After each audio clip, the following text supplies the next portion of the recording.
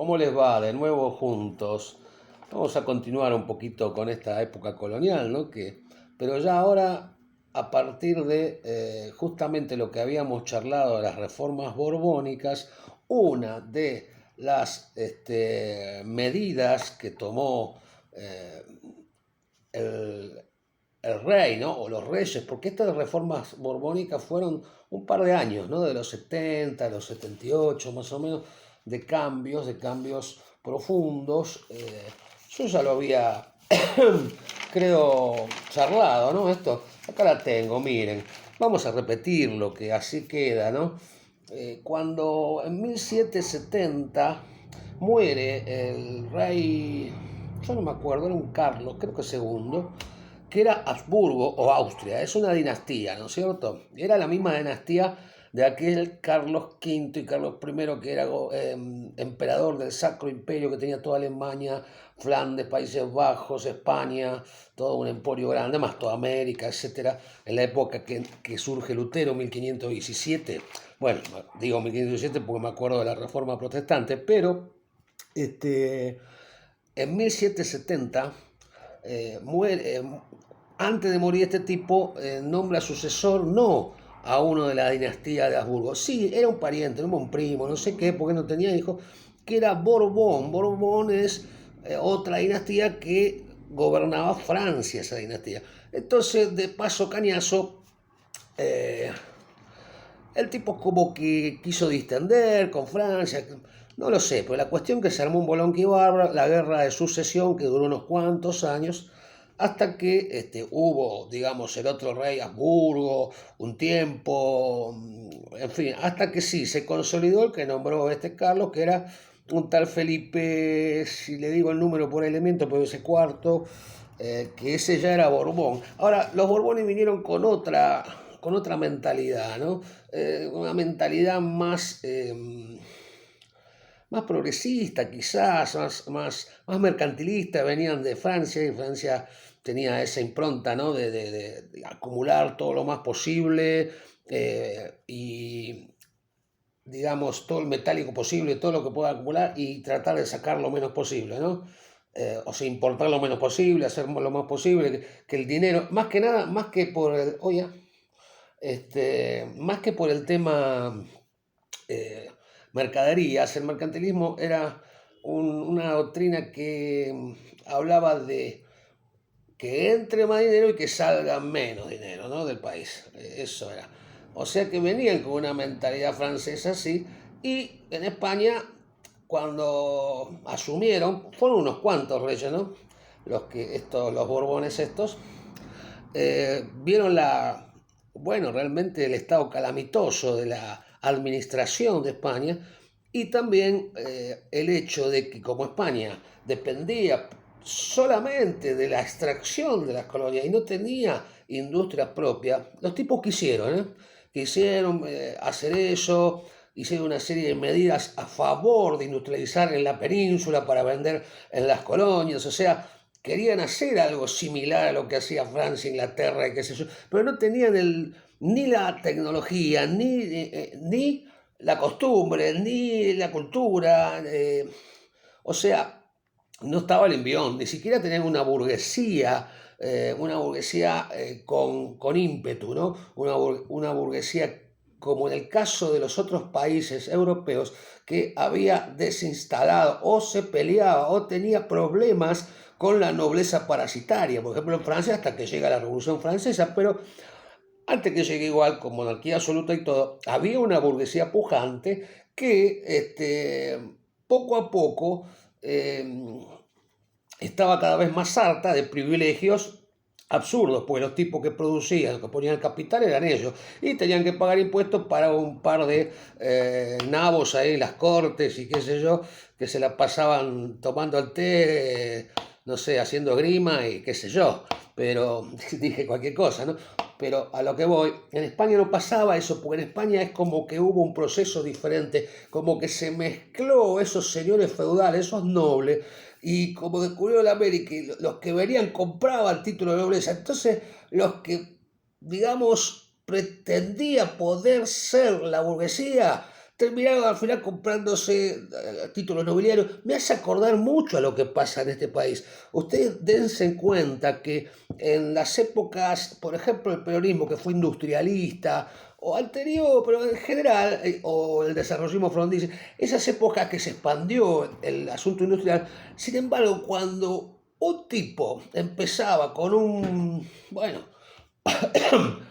un capital, un emprendimiento y qué sé yo, cuando se hacía rico se compraba un campo y vacas o sembraba trigo, ¿no es cierto? Porque acá el gente, para pertenecer a la clase patricia, el campo.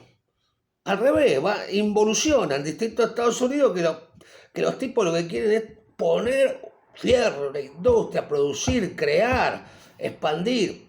No, acá no. Y eso es eh, una de las causas principales, es la terrible concentración de riqueza y de propiedad. Cuando hay una oligarquía de esa naturaleza, se hace como una clase privilegiada y parasitaria, porque hoy en día la oligarquía es parasitaria en general, porque arrienda tierras a los pools de siembra, encima encarece la cuestión.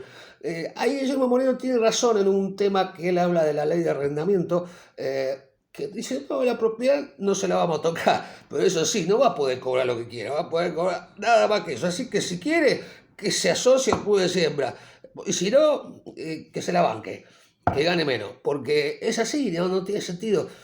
Acá funciona parecido a lo que funcionaba en el viejo régimen, la nobleza, y en España lo que pasa más o menos acá, porque por ejemplo Francia, Inglaterra, Países Bajos, toda esa zona, mismo la zona de Alemania, etcétera, tenían otra impronta.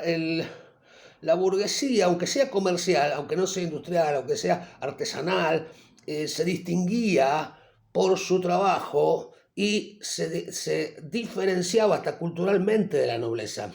En España, los candidatos burgueses, que eran piojos resucitados, que venían con guita de América, al contrario, querían comprar los títulos nobiliarios y vivir como los nobles, y en definitiva, como pasa acá, hiciste guita y en vez de poner una gran industria o algo, un emprendimiento creativo, no, que vas a lo que te da dique. Que somos Peralta Ramos, Bustamante Lloves, ¿cómo le va? ¿Qué sé yo? ¿Y a qué se dedica? Y ya está, tengo la estancia, apionada ahí, entonces estamos. Es una cultura parasitaria. eh, y es mentira eso cuando dicen que, oh, qué sacrificada la gente del campo. Sí, claro que sí. ¿Quiénes son los sacrificados? Los tipos que arriendan chacras, los que arriendan terreno para criar ganado, para sembrar. O sea, ¿por qué son tan sacrificados? Porque encima están todas las tierras ocupadas por estos tipos que les cobran fortuna de arrendamiento y ahí sí se rompen. El laburo del campo es muy jodido, pero justamente la oligarquía no lo hace la peonada. Así que antes, ahora ni siquiera, qué sé yo. En fin, le quería hacer esta comparación. Ya van como 8 minutos y todavía no dijimos nada, ¿no? Pero bueno, no importa, dejamos para después un poquito más, pero vale la pena ir charlando así chiquito, porque si hacemos videos largos, como que se pierde la idea. Acá les quiero dejar la idea esta, ¿no? Que los Borbones quisieron hacer una reforma, quisieron, digamos, transformar a España, pero llegaron tarde. O sea, ya España estaba en decadencia, y algo conté, ¿no? Que la cultura de la gente prefería la guerra y el arte antes que el laburo. Bueno, esa concatenación entre nobles y aspirantes a burgueses que nunca llegaron a serlo. En fin, el trabajo no era justamente la metida española de ese momento. O sea que, como lo dije en otro audio, fue víctima de su propia riqueza, digamos, inmediata. Así venían a baldar al oro, a la plata y todo eso. Entonces, bueno, claro, parece mentira. País rico que se hace pobre en función a que no produce nada y a que todo ese dineral para comprar cosas de mucho nivel en los otros países tienen que trabajar un montón, tienen que poner empleados, y claro, tienen menos plurito, no andan tanto en el pico alto, la burguesía es más práctica en los otros países. Les había contado que, por ejemplo, cuando España produjo esa monolítica, digamos, totalitarismo de alguna forma bajo la Iglesia Católica, todo el mundo tiene que ser católico romano, los judíos, ¿viste? Bueno, pues, que persiguieran al protestante, bueno, porque había despelote, bueno, en ese momento todavía no había surgido, pero los judíos, musulmanes, gente que, bueno, de otras costumbres, no los permitían, o se convertían, o los mataban, no se tenían que ir. Bueno, la cuestión que un montón de tipos musulmanes que eran muy preparados, eso del califato de Córdoba, y muchos tipos judíos sobre todo, que los judíos casi siempre se dedicaban a finanzas, préstamos, tienen un colchón casi siempre dinerario. Bien, se fueron a Inglaterra, se fueron a Flandes, a Francia, y abonaron a sus economías capitales, creación, y pasaron muchos a ser los burgueses, otros pequeños burgueses encima.